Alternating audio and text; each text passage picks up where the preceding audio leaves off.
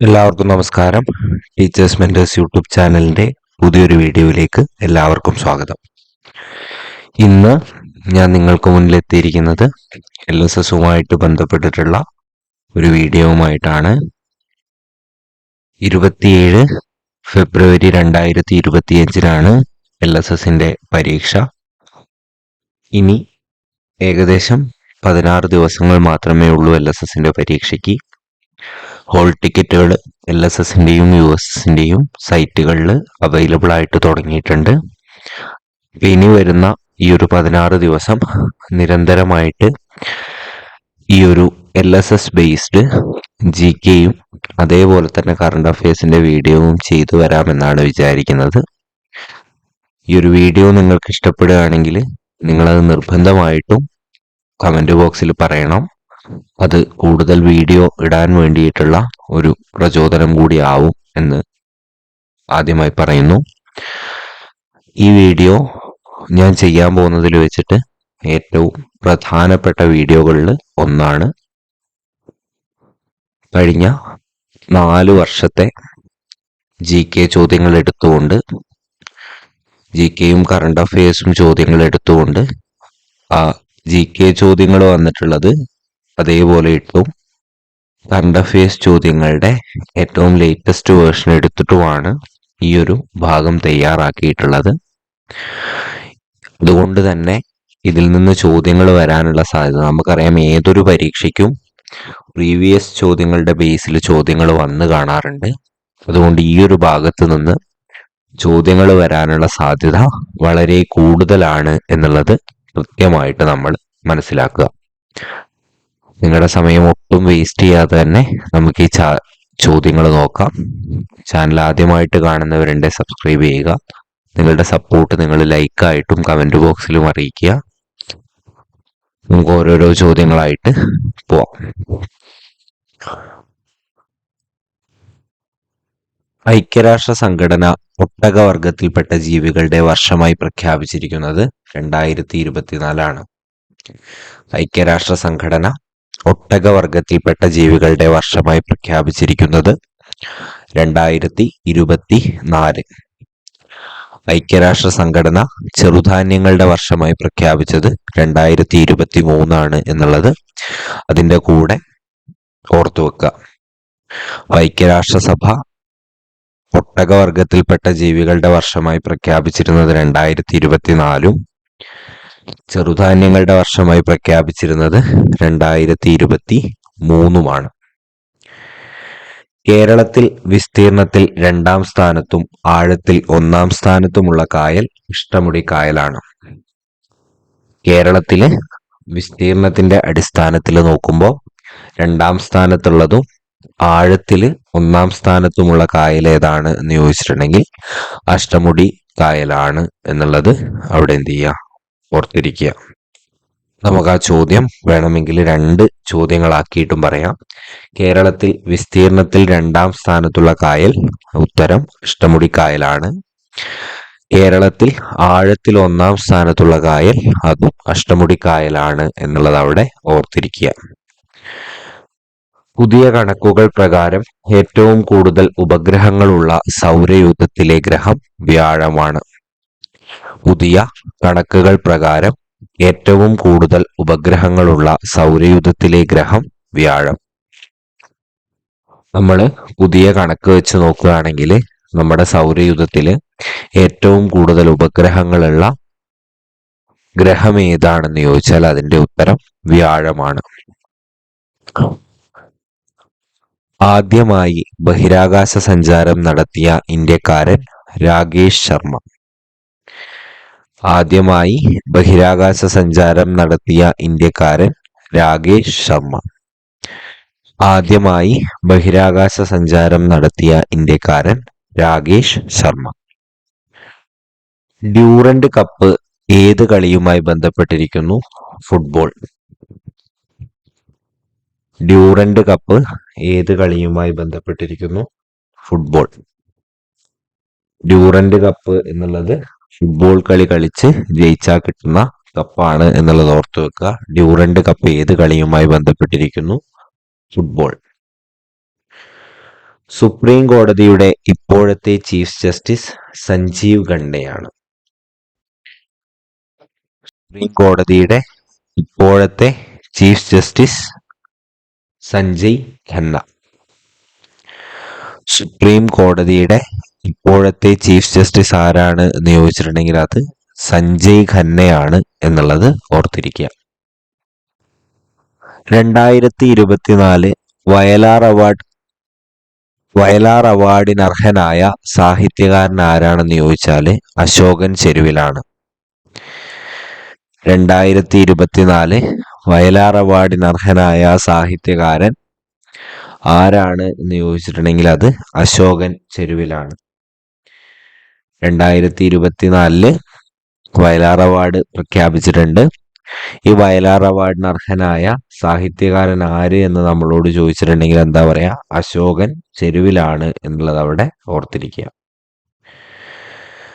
2024 Vayalar award നേടിയ സാഹിത്യകൃതി Kattoor കടവാണ്. 2024 Vayalar award നേടിയിട്ടുള്ള സാഹിത്യകൃതി കാട്ടൂർ കടവ്. 2024 അപ്പോൾ അവാർഡ് നേടിയ ആൾ അശോകൻ ചെരുവിലാണ്. അശോകൻ ചെരുവിന് ഏത് പുസ്തകത്തിലാണ് അത് കിട്ടിയത് എന്ന് ചോദിച്ചിട്ടുണ്ടെങ്കിൽ അതേതാണ്? നമ്മുടെ ഈ കാട്ടൂർ കടവ് എന്ന പുസ്തകത്തിനാണ് എന്നുള്ളത് ഓർത്തിരിക്കുക.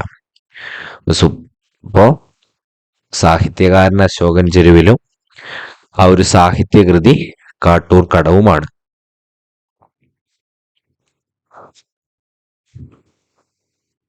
ഇന്ത്യയുടെ ഹൃദയം എന്നറിയപ്പെടുന്ന സംസ്ഥാനം ഏത് എന്നുള്ളതാണ് അടുത്ത ചോദ്യം. ഇന്ത്യയുടെ ഹൃദയം എന്നറിയപ്പെടുന്ന സംസ്ഥാനം മധ്യപ്രദേശാണ്. ഇന്ത്യയുടെ ഹൃദയം എന്നറിയപ്പെടുന്ന സംസ്ഥാനം മധ്യപ്രദേശ്. ഇന്ത്യയുടെ ഹൃദയം ഇത് മധ്യത്തിലാണ്, അപ്പോൾ മധ്യപ്രദേശ് എന്നുള്ളത് അവിടെ ഓർത്തിരിക്കാം. ജൂൺ 19 വായനാ ദിനമായി ആചരിക്കുന്നതിന്റെ അടിസ്ഥാനം PN പണിക്കരുടെ ജന്മദിനമാണ്. PN പണിക്കരുടെ ചരമദിനമാണ്. പ്രത്യേകം അത് ശ്രദ്ധിക്കണം. ആദ്യം അറിയാണ്ട് തന്നെ എൻ്റെ വായിന്ന് ജന്മദിനമെന്ന് വന്നു പോയിട്ടുണ്ട്. ഒരിക്കലും അതൊരു തെറ്റുത്തരമാണ് എന്നുള്ളത് ഓർത്തു വെക്കുക. ജൂൺ 19 നമ്മൾ വായനാ ദിനമായി ആചരിക്കുന്നതിന്റെ അടിസ്ഥാനം എന്ന് പറയുന്നത് PN പണിക്കർ, കേരളത്തിലെ ഗ്രന്ഥശാല പ്രസ്ഥാനത്തിന്റെ സ്ഥാപകനായിട്ടുള്ള PN പണിക്കരുടെ ചരമദിനമാണ് എന്ത് എന്ന് പറയുന്നത്, ഈ ഒരു ജൂൺ 19 നമ്മൾ വായനാ ദിനമായി ആചരിക്കുന്നത്. മനുഷ്യനെ ബഹിരാകാശത്ത് അയക്കാൻ നടപ്പാക്കുന്ന ഇന്ത്യൻ ബഹിരാകാശ പദ്ധതിയാണ് ഗഗൻയാൻ എന്ന് പറയുന്നത്. മനുഷ്യനെ ബഹിരാകാശത്ത് അയക്കാൻ നടപ്പാക്കുന്ന ഇന്ത്യൻ ബഹിരാകാശ പദ്ധതിയാണ് ഗഗൻയാൻ എന്ന് നമ്മൾ പറയുന്നത്. മനുഷ്യനെ ഈ ഒരു ബഹിരാകാശത്തേക്ക് അയക്കാൻ വേണ്ടിയിട്ട് ഇന്ത്യക്കാർ ISRO നടത്തുന്ന ബഹിരാകാശ പദ്ധതിയാണ് ഇത് ഗഗൻയാൻ എന്ന് പറയുന്നത്. എവിടെയാണ് കേരള ഫോക്ലോർ അക്കാദമി സ്ഥിതി ചെയ്യുന്നത് എന്ന് ചോദിച്ചിട്ടുണ്ടെങ്കിൽ തൃശ്ശൂരാണ്. എവിടെയാണ് കേരള ഫോക്ലോർ അക്കാദമി സ്ഥിതി ചെയ്യുന്നത് എന്ന് ചോദിച്ചിട്ടുണ്ടെങ്കിൽ തൃശ്ശൂരാണ്.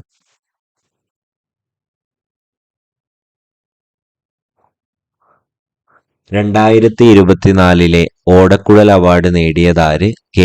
അരവിന്ദാക്ഷനാണ്. ഗോപ്പ എന്ന നോവലിനാണ് അദ്ദേഹത്തിന് ഓടക്കുഴൽ അവാർഡ് കിട്ടിയിട്ടുള്ളത്.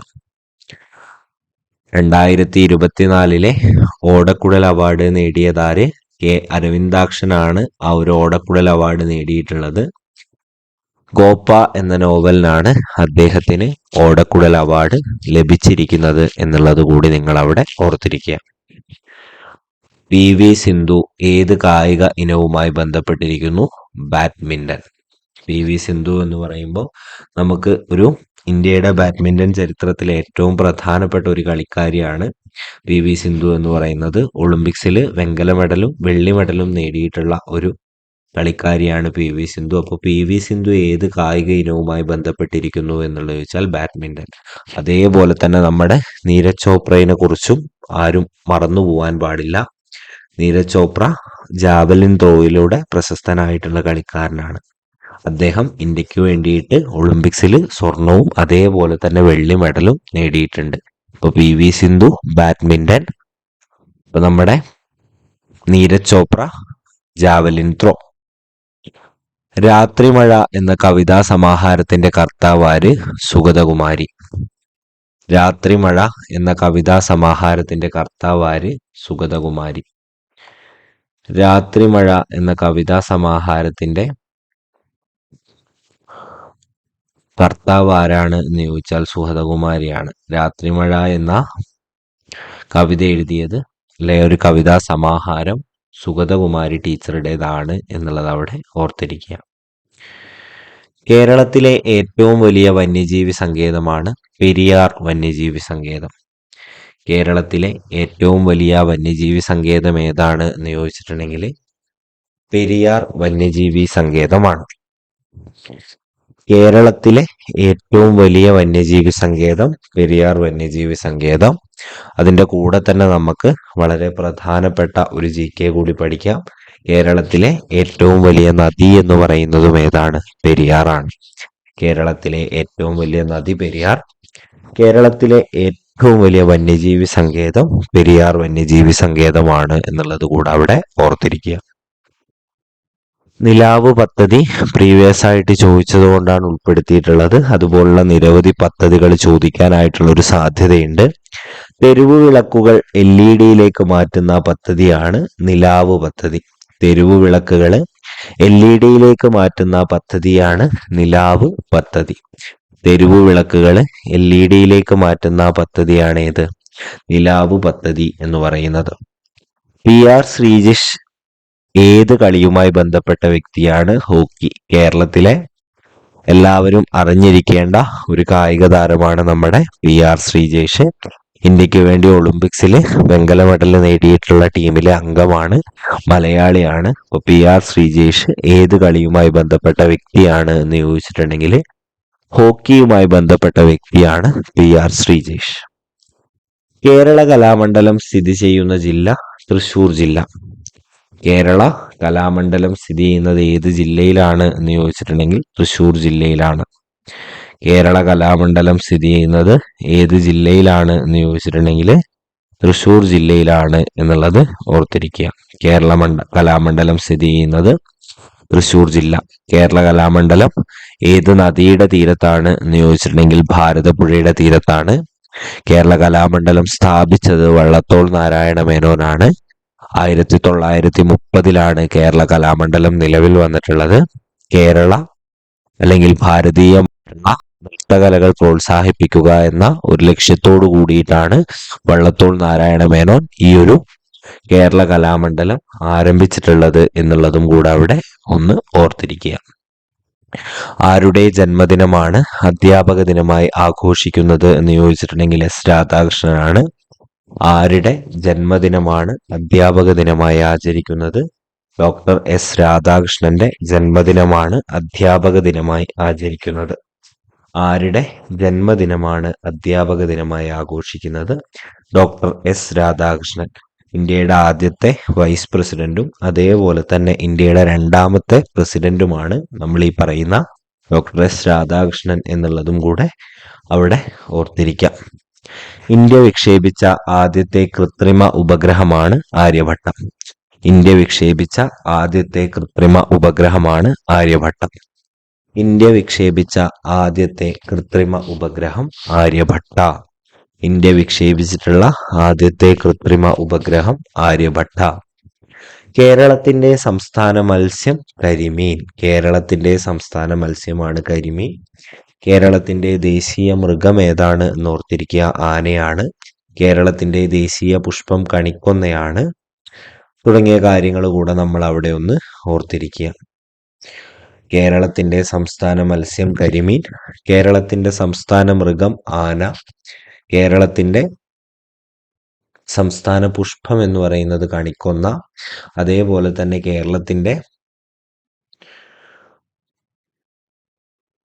കേരളത്തിന്റെ ഔദ്യോഗികമായിട്ടുള്ള പൂമ്പാറ്റ ബുദ്ധമയൂരി. അങ്ങനത്തെ കാര്യങ്ങളൊക്കെ നമ്മളൊന്ന് പഠിച്ചു വെക്കാൻ വേണ്ടിയിട്ട് ശ്രദ്ധിക്കാം. ഇതിലേതെങ്കിലും ഒന്ന് ചോദ്യത്തിൽ കണ്ടുവരാനുള്ള സാധ്യത വളരെ കൂടുതലാണ്. കേരളത്തിൽ അവസാനമായിട്ട് നിലവിൽ വന്ന വിമാനത്താവളം കണ്ണൂർ വിമാനത്താവളമാണ്. കേരളത്തിൽ അവസാനമായിട്ട് നിലവിൽ വന്ന വിമാനത്താവളം ഏതാണ് എന്ന് ചോദിച്ചിട്ടുണ്ടെങ്കിൽ കണ്ണൂർ വിമാനത്താവളമാണ്. കേരളത്തിൽ അവസാനമായിട്ട് നിലവിൽ വന്ന കോർപ്പറേഷൻ ഏതാണെന്ന് ചോദിച്ചാൽ കണ്ണൂർ കോർപ്പറേഷനാണ്. അപ്പോൾ കേരളത്തിലെ ഏറ്റവും അവസാനം നിലവിൽ വന്നിട്ടുള്ള വിമാനത്താവളം ഏത് എന്ന് ചോദിച്ചാൽ കണ്ണൂർ വിമാനത്താവളമാണ് എന്നുള്ളത് ഒരു സംശയവുമില്ലാതെ നിങ്ങൾ എന്ത് ചെയ്യുക, പറയാൻ വേണ്ടിയിട്ട് ശ്രമിക്കുക. അതേപോലെ തന്നെ കേരളത്തിൽ അവസാനമായിട്ട് നിലവിൽ വന്ന കോർപ്പറേഷൻ ഏതാന്ന് ചോദിച്ചിട്ടുണ്ടെങ്കിൽ അത് കണ്ണൂർ കോർപ്പറേഷനാണ്. അതിൻ്റെ കൂടെ പറഞ്ഞതാണ്.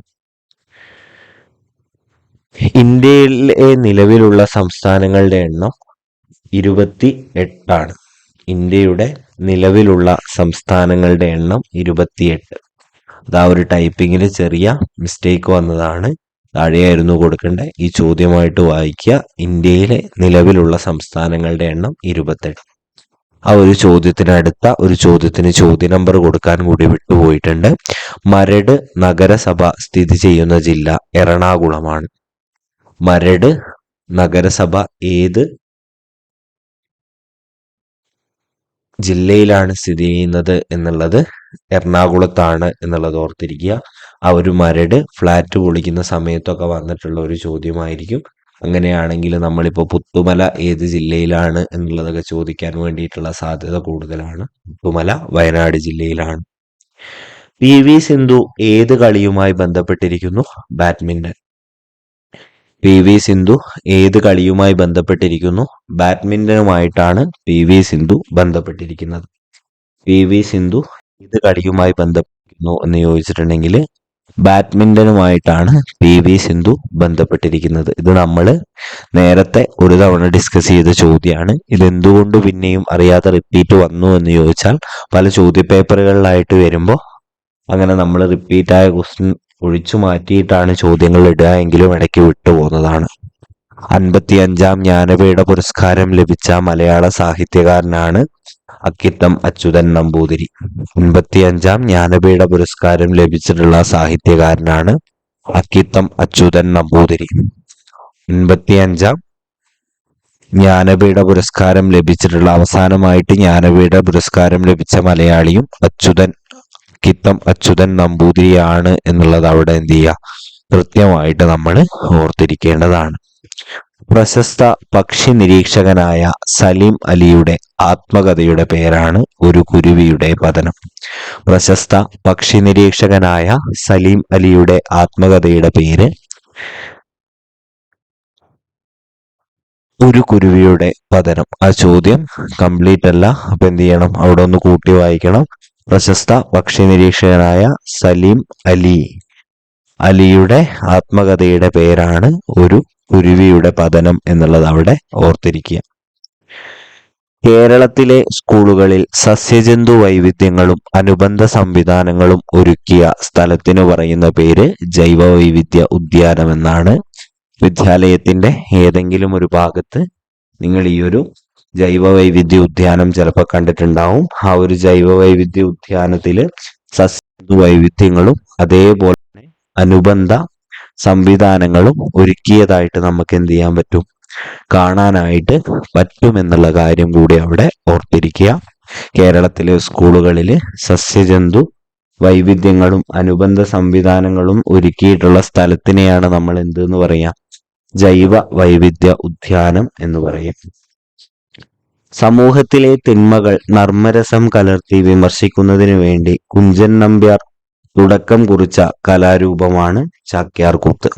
നമ്മുടെ സമൂഹത്തിൽ ഒരുപാട് തിന്മകളൊക്കെ നടക്കുന്നുണ്ട്. ഈ തിന്മകളിൽ നർമ്മം, അതായത് കോമഡി അല്ലെങ്കിൽ അങ്ങനത്തെ തമാശ കലർത്തിക്കൊണ്ട് അതിനെ നിശിതമായിട്ട് വിമർശിക്കുന്നതിന് വേണ്ടിയിട്ട് കുഞ്ചൻ നമ്പ്യാർ തുടക്കം കുറിച്ച കലാരൂപമായിരുന്നു ചാക്യാർകൂത്ത്. കൃത്യമായിട്ട് ഓർത്തിരിക്കുക. നിങ്ങൾക്ക് ചാക്യാർകൂത്തൊക്കെ പഠിക്കാനുള്ളത് കൊണ്ട് തന്നെ ആ ഭാഗത്ത് നിന്ന് നമുക്ക് ചോദ്യം വളരെ എളുപ്പത്തിൽ എന്ത് ചെയ്യാൻ പറ്റും, അതിനുത്തരം കിട്ടി മാർക്ക് വാങ്ങുവാൻ വേണ്ടിയിട്ട് നമുക്ക് കഴിയും. ഇന്ത്യയുടെ ചാന്ദ്ര ദൗത്യത്തിന്റെ പേര് ചന്ദ്രയാൻ എന്നാണ്. ഇന്ത്യയുടെ ചാന്ദ്ര ദൗത്യത്തിന്റെ പേര് ചന്ദ്രയാൻ. ഇന്ത്യയുടെ ചാന്ദ്ര ദൗത്യത്തിന്റെ പേര് ചന്ദ്രയാൻ. ഇന്ത്യയുടെ ചൊവ്വ ദൗത്യത്തിന്റെ പേര് മംഗൾയാൻ എന്നാണ്. ഇന്ത്യയുടെ സൗരദൗത്യത്തിന്റെ പേര് ആദിത്യ എന്നാണ്. ഇന്ത്യയുടെ ചാന്ദ്ര ദൗത്യത്തിന്റെ പേര് ചന്ദ്രയാൻ എന്നാണ്. ഇന്ത്യയുടെ സൗരദൗത്യത്തിന്റെ പേര് ആദിത്യ എന്നാണ്. ഇന്ത്യയുടെ ചൊവ്വ ദൗത്യത്തിന്റെ പേര് മംഗൾയാൻ ആണ് എന്നുള്ളതും കൂടെ അവിടെ ഓർത്തിരിക്കുക. നെഹ്റു ട്രോഫി വള്ളംകളി നടക്കുന്ന സ്ഥലം ഏത് ജില്ലയിലാണ്? ആലപ്പുഴ ജില്ലയിലാണ്.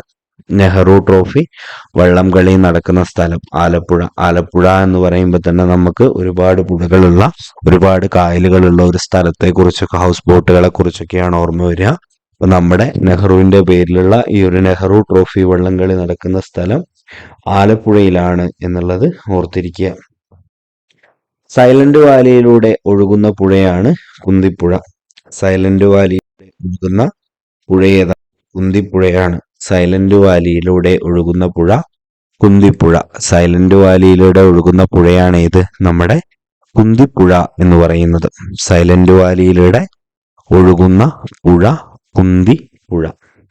2018 കേരളത്തിലുണ്ടായ പ്രളയത്തിൽ, അവിടെ പ്രണയത്തിൽ എന്ന് വന്നിട്ടുണ്ട്, അതൊന്ന് തിരുത്തി വായിക്കണം. കേരളത്തിലുണ്ടായ പ്രളയത്തിൽ ദുരന്ത നിവാരണത്തിനായി ഇന്ത്യൻ കരസേന നടത്തിയ ഓപ്പറേഷന്റെ പേര് ഓപ്പറേഷൻ കരുണ എന്നാണ്. നമ്മുടെ 2018 കേരളത്തിലുണ്ടായിട്ടുള്ള പ്രളയത്തില് ദുരന്ത നിവാരണത്തിനായിട്ട് നമ്മുടെ ഇന്ത്യൻ കരസേന നടത്തിയ ഓപ്പറേഷന്റെ പേരാണ് ഓപ്പറേഷൻ കരുണ. 2018 കേരളത്തിൽ ഉണ്ടായിട്ടുള്ള പ്രളയത്തില് നമ്മുടെ ദുരന്ത നിവാരണത്തിനായിട്ട് ഇന്ത്യൻ കരസേന നടത്തിയ ഓപ്പറേഷന്റെ പേരാണ് ഓപ്പറേഷൻ കരുണ എന്നുള്ളത്. എന്തു വന്നാലും എനിക്ക് ആസ്വദിക്കണം മുന്തിരിച്ചാറു പോലുള്ളൊരു ഈ ജീവിതം. ഇത് ആരുടെ വരികളാണ് എന്ന് ചോദിച്ചിട്ടുണ്ടെങ്കിൽ ചങ്ങമ്പുഴ കൃഷ്ണപിള്ളയുടെ വരികളാണ്. എന്തു വന്നാലും എനിക്ക് ആസ്വദിക്കണം എന്ത്? ഈ ഒരു മുന്തിരിച്ചാറു പോലെയുള്ള ഈ ഒരു ജീവിതം അത് എന്ന് പറഞ്ഞിട്ടുള്ളത്, എന്ന് ഒരു കവിതയിൽ എഴുതിയിട്ടുള്ളത് ആരാണ് എന്ന് ചോദിച്ചിട്ടുണ്ടെങ്കിൽ അത് ചങ്ങമ്പുഴ കൃഷ്ണപിള്ളയാണ് എന്നുള്ളത് അവിടെ നമ്മൾ ഓർത്തിരിക്കുക. രമണൻ, വാഴക്കുല തുടങ്ങിയ കാര്യങ്ങളൊക്കെ എഴുതിയിട്ടുള്ളത് ആരാണ്? ഈ ഒരു ചങ്ങമ്പുഴ കൃഷ്ണപിള്ളയാണ് എന്നുള്ളതും കൂടെ നമുക്ക് എന്ത് ചെയ്യാം, അവിടെ അതിനോടനുബന്ധമായിട്ട് പറഞ്ഞ് പോവാം. ഇനി അടുത്തതായിട്ട് ഉള്ള ഒരു ചോദ്യം, ഹോക്കി മാന്ത്രികൻ എന്നറിയപ്പെടുന്ന അദ്ദേഹം 1000-ലധികം ഗോളുകൾ നേടിയ ഇന്ത്യക്കാരനാണ്. ഈ പറയുന്നത് ഏത് താരത്തെ കുറിച്ചാണ്? ധ്യാൻചന്ദിനെ കുറിച്ചാണ്. ധ്യാൻചന്ദ് എന്ന് പറയുന്നത് ഇന്ത്യയിലെ ഏറ്റവും പ്രഗത്ഭനായിട്ടുള്ള ഒരു ഹോക്കി കളിക്കാരനായിരുന്നു. അപ്പൊ ഈ ധ്യാൻചന്ദ് എന്താണ്? ഹോക്കി മാന്ത്രികൻ എന്നാണ് അറിയപ്പെടുന്നത്. 1000 ഗോളുകൾ ഇദ്ദേഹം നേടിയിട്ടുണ്ട്. അപ്പൊ നമുക്ക് എന്തൊക്കെ ചോദിക്കാം?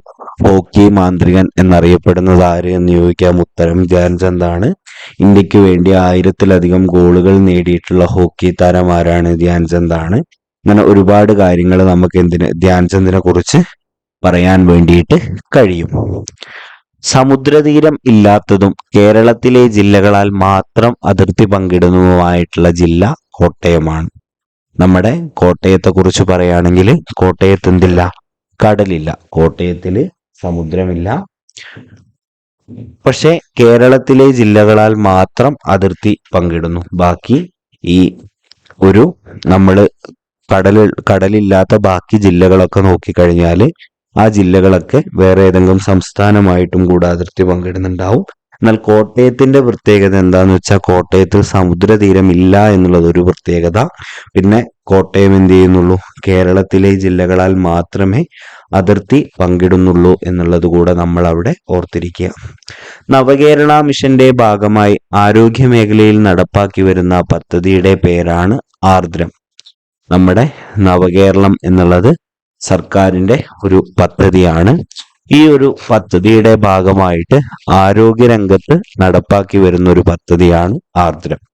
നവകേരള മിഷന്റെ ഭാഗമായി ആരോഗ്യ മേഖലയിൽ നടപ്പാക്കി വരുന്ന പദ്ധതിയാണ് ആർദ്രം. കോർണർ കിക്ക് ഏത് കളിയുമായി ബന്ധപ്പെട്ടിരിക്കുന്നു? ഫുട്ബോളുമായിട്ടാണ് കോർണർ കിക്ക് ബന്ധപ്പെട്ടിരിക്കുന്നത്. കോർണർ കിക്ക് ഏത് കളിയുമായി ബന്ധപ്പെട്ടിരിക്കുന്നു? ഫുട്ബോൾ.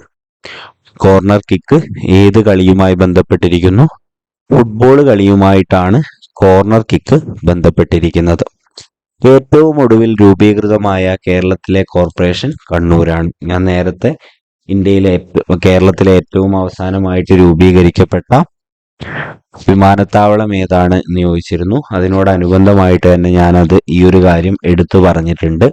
ഏറ്റവും ഒടുവിൽ രൂപീകൃതമായിട്ടുള്ള കേരളത്തിലെ കോർപ്പറേഷൻ കണ്ണൂർ കോർപ്പറേഷനാണ്. ഇത്രയുമാണ് ഈ ഒരു വീഡിയോയിൽ 40ഓളം ചോദ്യങ്ങൾ നമ്മൾ എന്ത് ചെയ്തിട്ടുണ്ട്, ഡിസ്കസ് ചെയ്തിട്ടുണ്ട്. ഇത് കൃത്യമായിട്ട് എന്ത് ചെയ്യുക, എല്ലാവരും ആ 40 ചോദ്യങ്ങളും പഠിച്ചു പോവുക.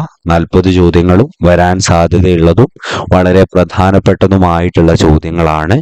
ഈ ഒരു വീഡിയോ നിങ്ങൾക്ക് ഉപകാരപ്പെട്ടു, നിങ്ങൾക്ക് ഇനിയും ഇത്തരത്തിലുള്ള വീഡിയോകൾ LSSന്റെ ഭാഗമായിട്ട് വേണം എന്നാണെങ്കിൽ നിങ്ങൾ എന്ത് ചെയ്യുക, അത് കമന്റ് ബോക്സിൽ പറയുക. അങ്ങനെ പറഞ്ഞു കഴിഞ്ഞാൽ മാത്രമേ എനിക്ക് വീഡിയോസ് ചെയ്യാൻ വേണ്ടിയിട്ടുള്ള ഒരു മോട്ടിവേഷൻ ഉണ്ടാവൂ. നിങ്ങൾ നല്ല രീതിയിൽ എന്നെ സപ്പോർട്ട് ചെയ്യുക. അടുത്ത ഒരു വീഡിയോവുമായിട്ട് വരുന്നത് വരെ thank you and have A nice day.